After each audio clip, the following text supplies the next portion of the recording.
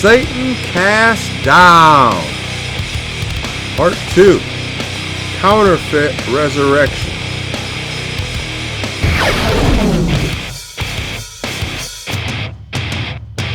You will never win.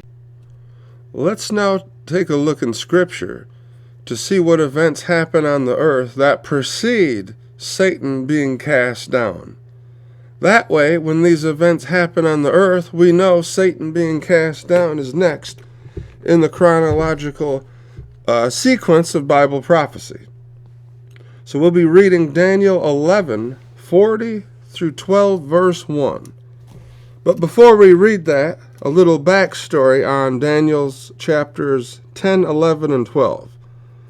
Daniel's chapters 10, 11, and 12 discuss the final two beasts. Well, actually, it mentions Persia too, so it discusses his final three beasts that he mentions in chapter 7. There's the bear being Persia that only are covered in the first couple of verses in chapter 11. Then there's the four-headed leopard, and then the final beast with 10 horns. And again, the four-headed leopard represents the ancient Grecian Empire.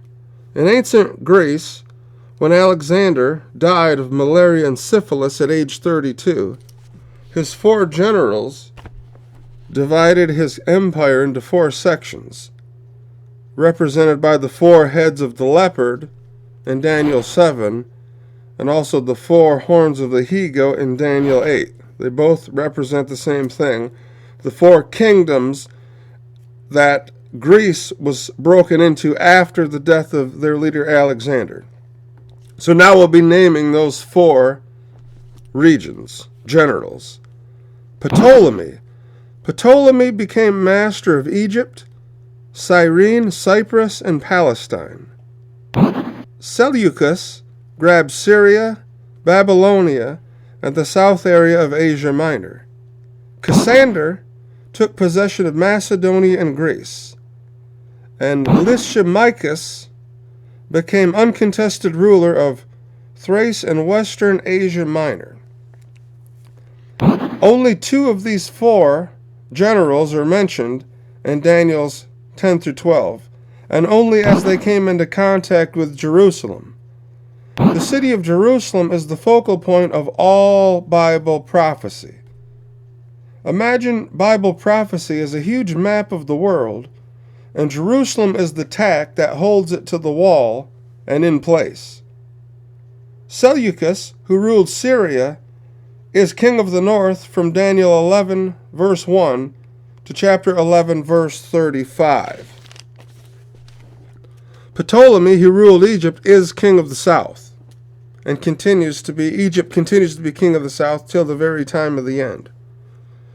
But after the rise of Daniel's 4th beast, the Roman Empire, Rome became king of the north, when it absorbed Syria, and then from Daniel 11:36 to the close of the book of Daniel, Rome is the king of the north. So when you're reading Bible prophecy, it helps to know who you're reading about, who the prophecy is directed to.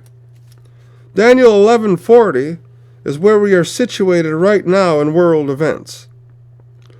When radical Islam absorbed Egypt and the rest of North Africa, they became king of the south. The stage is now set for Satan to be cast down and counterfeit the resurrection of Jesus Christ. So now with that brief backstory, we will be reading Daniel chapter 11, starting in verse 40. And in these verses, again, the Roman Empire and the emperor of the final Roman Empire is the king of the north. Verse 40. And at the time of the end shall the king of the south push at him, him being the king of the north. And the king of the north shall come against him like a whirlwind, with chariots and with horsemen and with many ships. And he shall enter into the countries and shall overflow and pass over. And you got to keep in mind, this is after Daniel 9:27, when this king of the north establishes a 7-year peace treaty. See, he comes in and signs a treaty with the Jewish nation in the Middle East. And as we all know, radical Islam's lifelong ambition is to drive the Jews off the face of the earth. So Europe sits back and allows the king of the south to attack Jerusalem. Because see, Satan has to situate this king of the north in Jerusalem for the counterfeit resurrection when he's cast down. All right, so verse 40, at the time of the end shall the king of the south push at him. And how the king of the south pushes at him, keeping in mind the king of the north has the 7-year peace treaty with the Jews, so any attack on the Jews is an attack on him. And how the king of the south pushes at him is they go ahead and invade Jerusalem. Then the king of the north, or Europe, shall come against him, radical Islam, like a whirlwind, with chariots and with horsemen and with many ships. He shall enter into the countries and shall overflow and pass over. Verse 41. All right, so here Europe comes in to the Middle East and wipes out the radical Islamic hordes, or the king of the south. See, now Europe is situated in Jerusalem, the focal point of prophecy. So not only does that abomination, the Vatican, move their headquarters to Jerusalem, that's always been their goal, but also the European Union moved their headquarters to Jerusalem, or tabernacles, like verse 45 says of this chapter. Let's keep reading. Verse 41. He shall enter also into the glorious land. Glorious land is Jerusalem, and many countries shall be overthrown. But these shall escape out of his hand, even Edom and Moab, and the chief of the children of Ammon. And the reason these three escape the king of the north's hand is because they got a secret backdoor deal with the king of the north. That's described in Psalm 83. It's called the Psalm 83 Alliance. It has 9 moderate Muslim nations who have an agreement with the king of the north, Assyria, who today is modern-day Germany.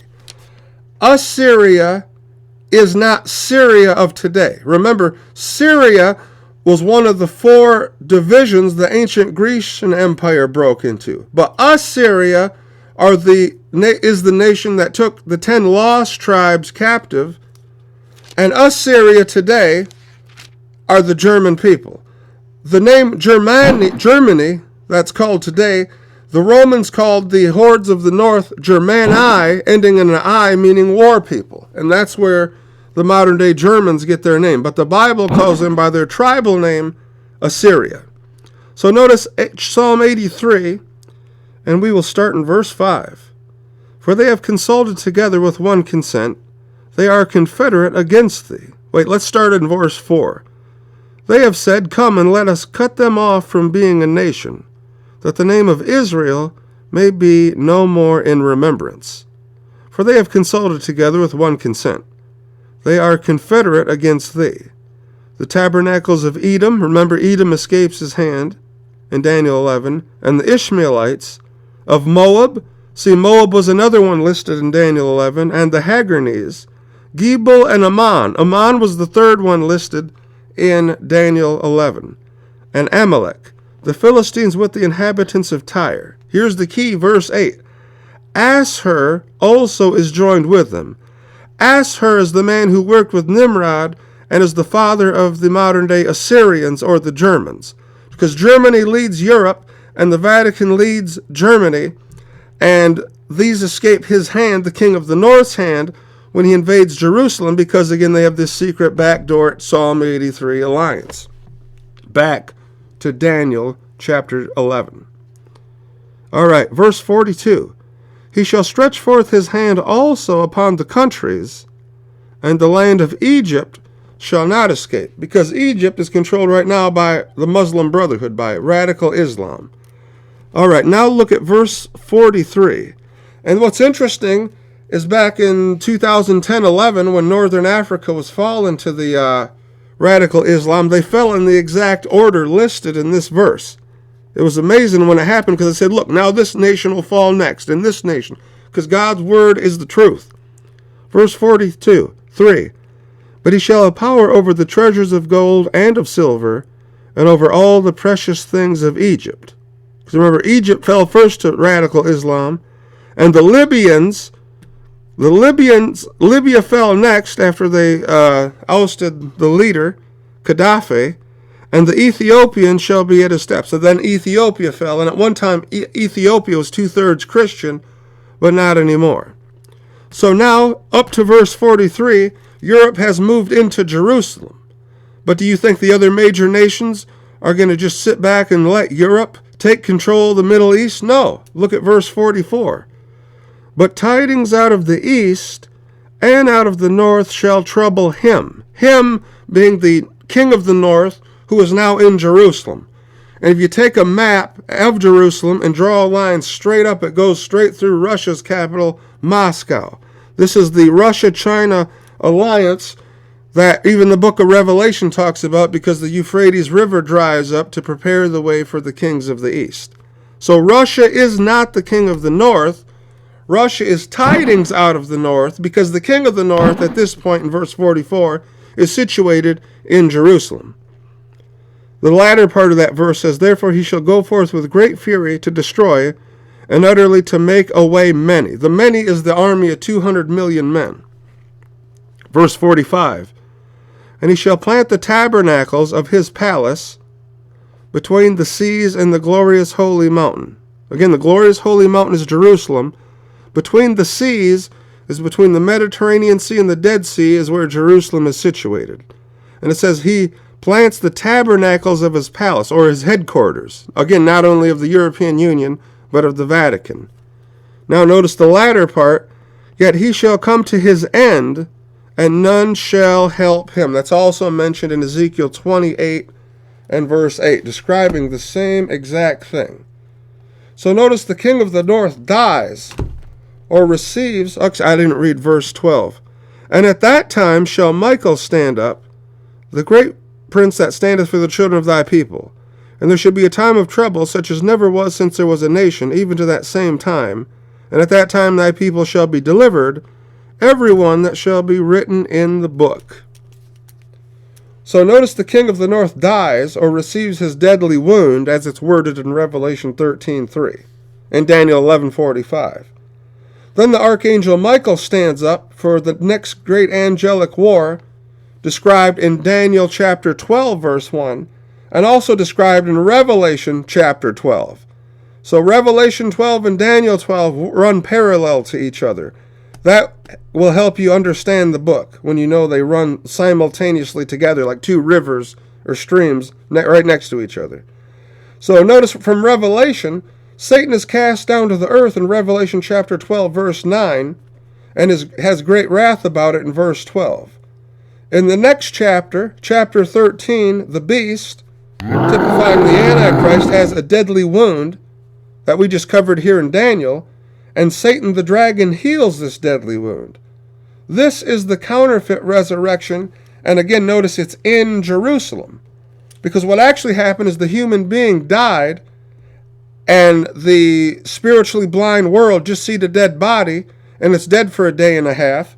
And then after Satan is cast down, he enters the lifeless body, claiming he's God like he always has, and the world believes him because they see a body that was dead for a day and a half, and now it's up walking around. And I can guarantee you the resurrection will be on a Sunday, the counterfeit resurrection, because Satan wouldn't have lied what day the resurrection was on for thousands of years, unless he eventually planned to counterfeit it. So then we reconnect to Daniel 12, verse 12, and in verse 2 describes the resurrection of all who ever lived, both righteous and unrighteous. But don't think both these resurrections happen at the same time. 1,000 years separates the two when we keep Revelation 20 in mind. So these are the things that happened before Satan is cast down. Stay tuned again, because this series is to be continued.